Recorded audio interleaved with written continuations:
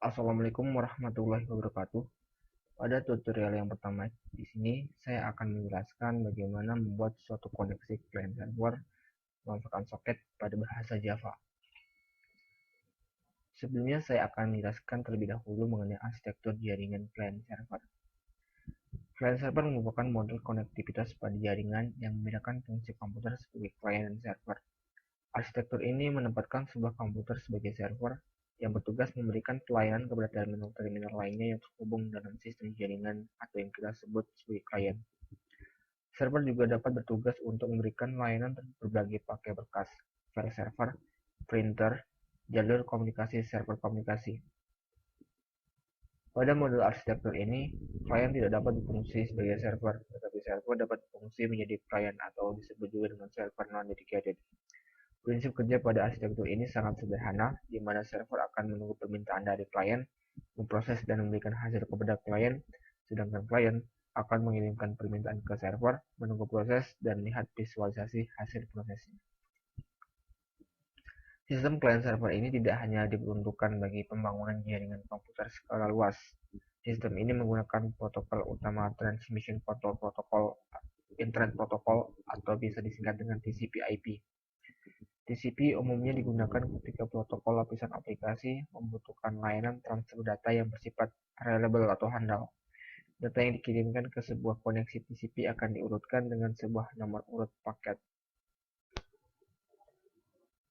Aplikasi soket umumnya terdiri dari dua kategori berdasarkan pengiriman datanya, yaitu datagram soket yang menggunakan UDP dan stream soket yang menggunakan TCP. Terdapat pelakuan yang berbeda antara UDP dan TCP walaupun sama-sama berfungsi sebagai protokol pertukaran data.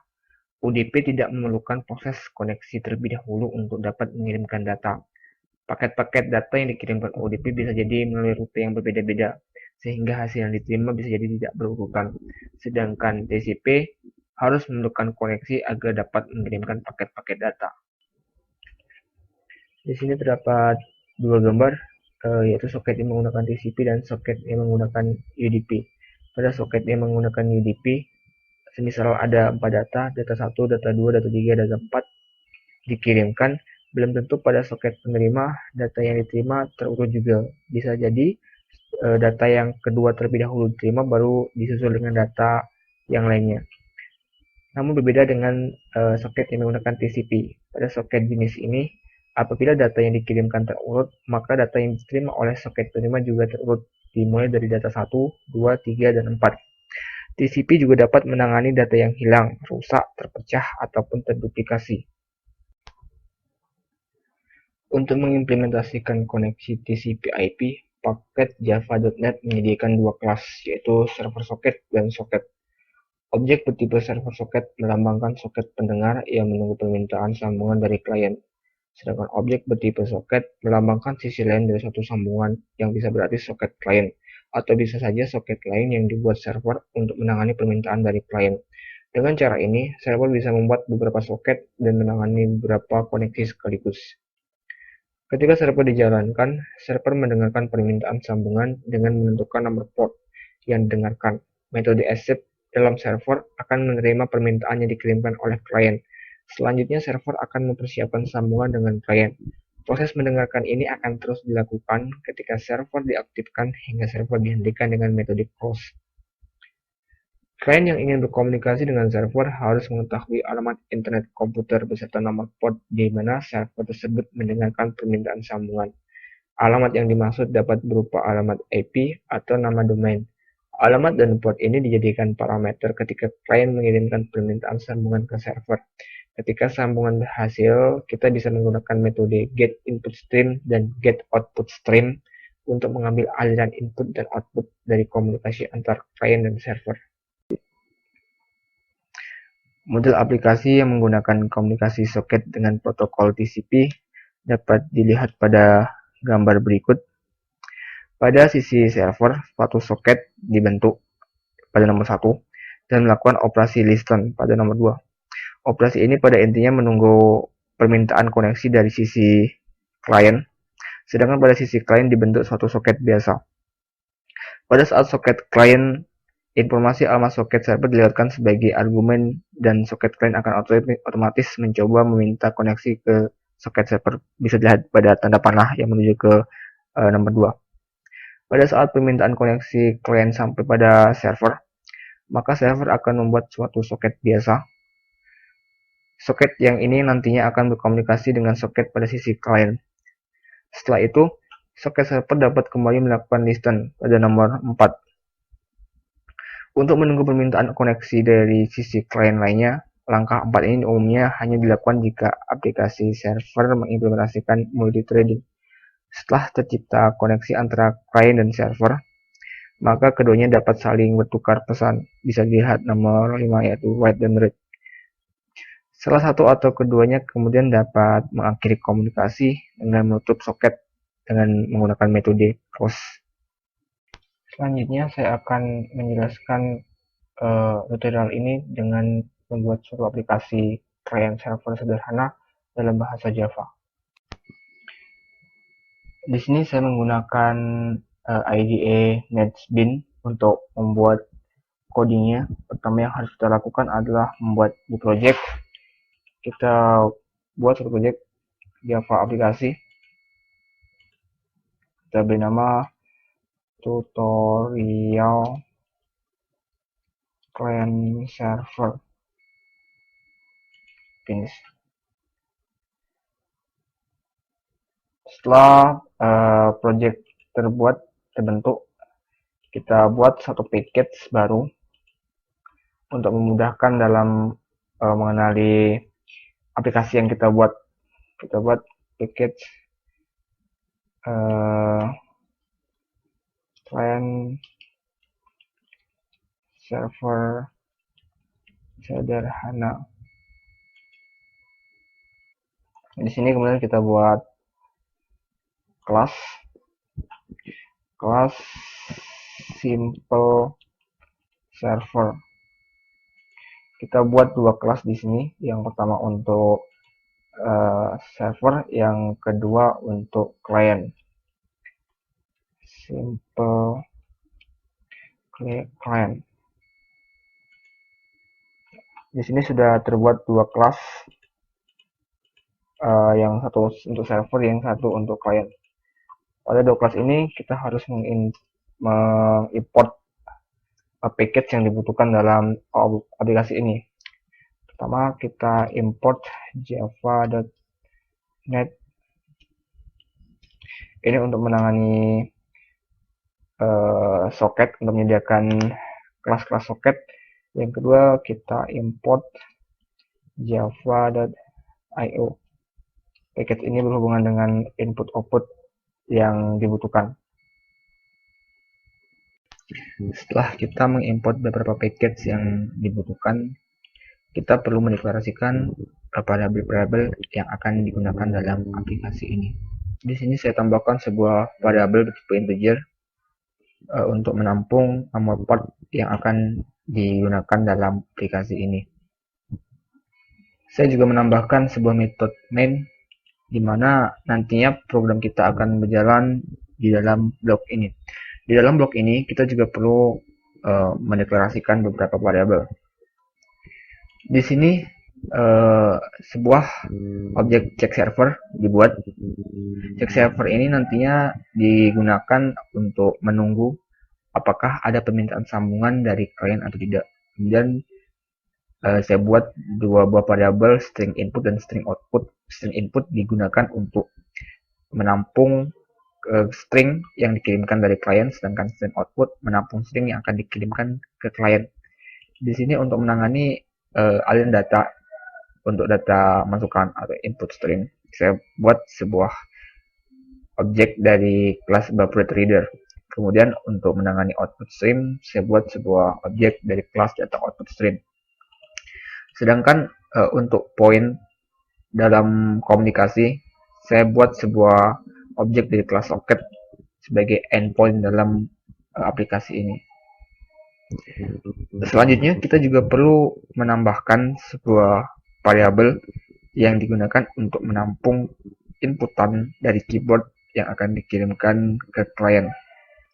Di sini saya instansiasi sebuah objek dari kelas buffer reader yang nantinya akan kita gunakan untuk menerima inputan dari keyboard yang akan dikirimkan kepada klien.